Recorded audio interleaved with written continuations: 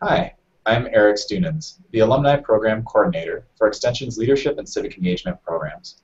I'm joined by two of my colleagues from University of Minnesota Extension who've offered to be interviewed using a Socratic questioning process. Hi, I'm Lisa Hines, and I'm an Extension educator here in Minnesota, and my work focuses on programming and leadership and civic engagement. And I'm Jody Horntvedt. I've worked with an Extension for more than 30 years, where my current role focuses on teaching in the area of leadership and civic engagement. One of the topics I teach is questioning skills.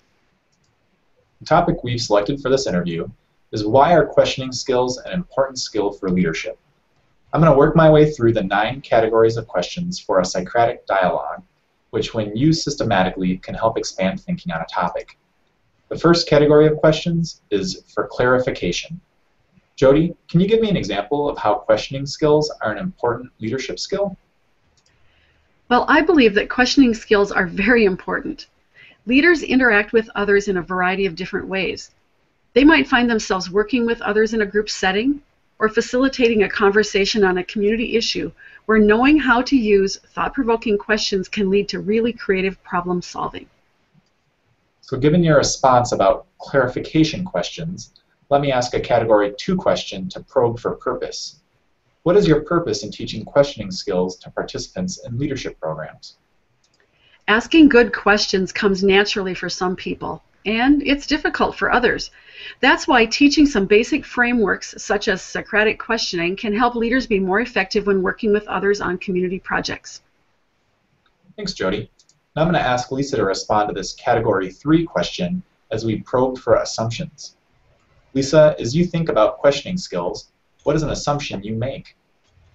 Well, Eric, I assume genuine curiosity, that the person asking questions really wants to explore and be curious about the topic as well as what others might have to say as well. So I assume curiosity is a key assumption. A Category 4 question probes for reasons and evidence. Lisa, what would be an example of how assuming curiosity as a leader makes a difference? Oh, great question, Eric. Imagine when someone's asked you a question when they didn't really seem to be listening to what you had to say. What was that like? It didn't feel like a real question or a real conversation. And that's the difference. When someone's asking a question where they're really curious, where they care what you say, that's showing curiosity, that they care. And when leadership shows caring, people are much more likely to get involved and stay involved. So I want to follow up on that. And I'm going to do so by asking a Category 5 question, which raises different viewpoints and perspectives. Jody, do you see another side to curiosity in asking questions? I do. I've observed another way of looking at this from the viewpoint of the person being asked the questions. While some people are generally curious and ask questions for that reason, other individuals being asked the questions may feel threatened.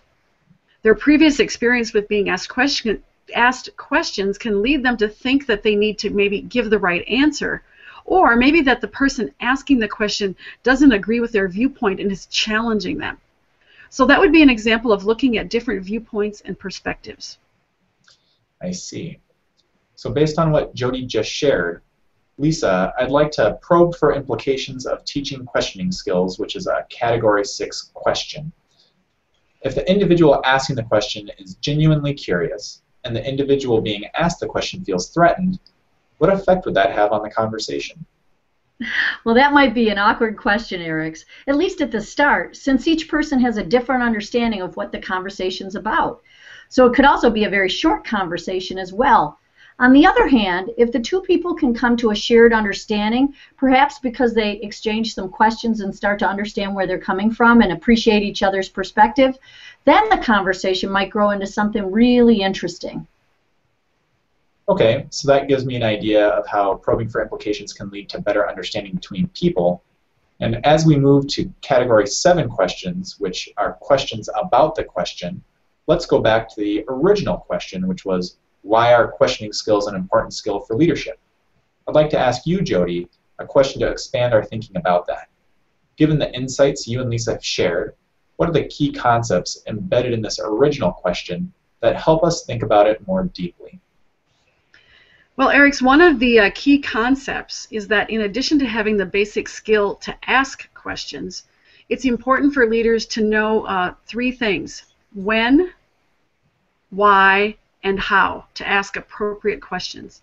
Whether we find ourselves participating in a conversation, as we work with others in a group setting, or even teaching others, knowing how to employ purposeful, thought-provoking questions in skillful and timely ways is a valuable skill, especially as we understand the context of the situation and our audience. Hmm.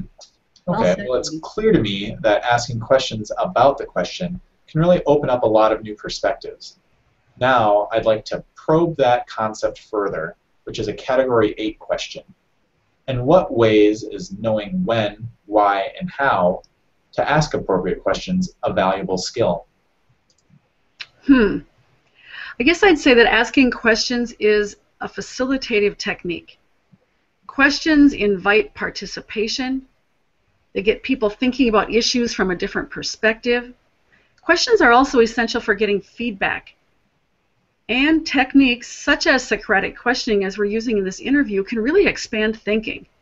So thanks, Eriks, for probing more deeply to uncover a few of those concepts underlying the value of Socratic questioning. Well, thanks for those great insights, Jody.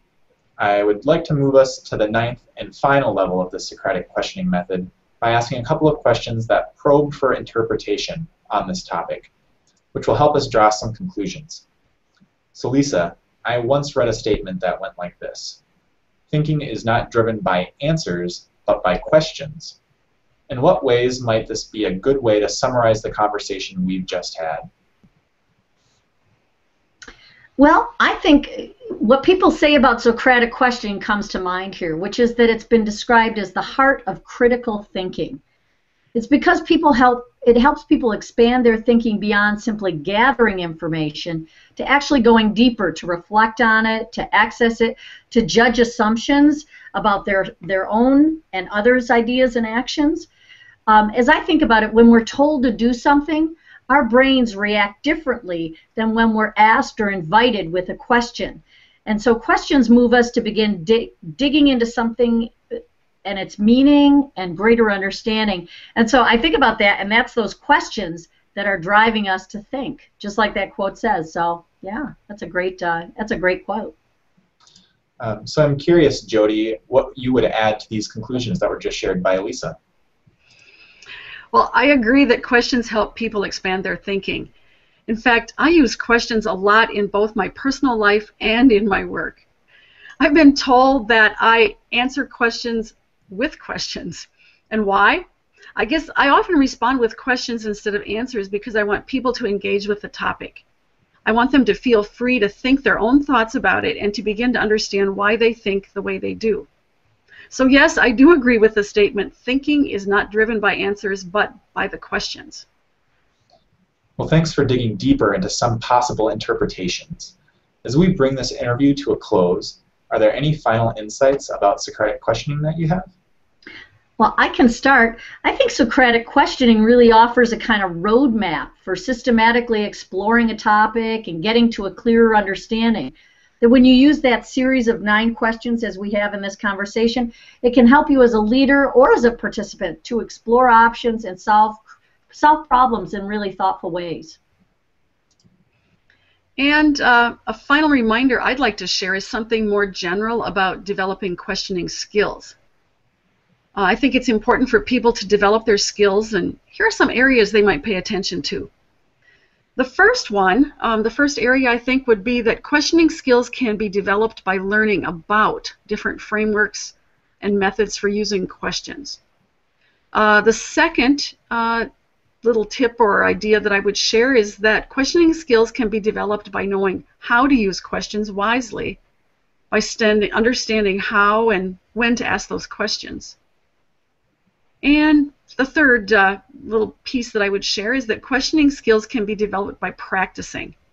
The more you practice, the more you're able to build your personal confidence and competence in asking questions and leading conversations with questions. In fact, you can continue to practice, and you might want to even bookmark the link to this video and review it again. Thanks to both of you for providing some great tips on the Socratic questioning method, as well as questioning skills in general for leadership. Appreciate it.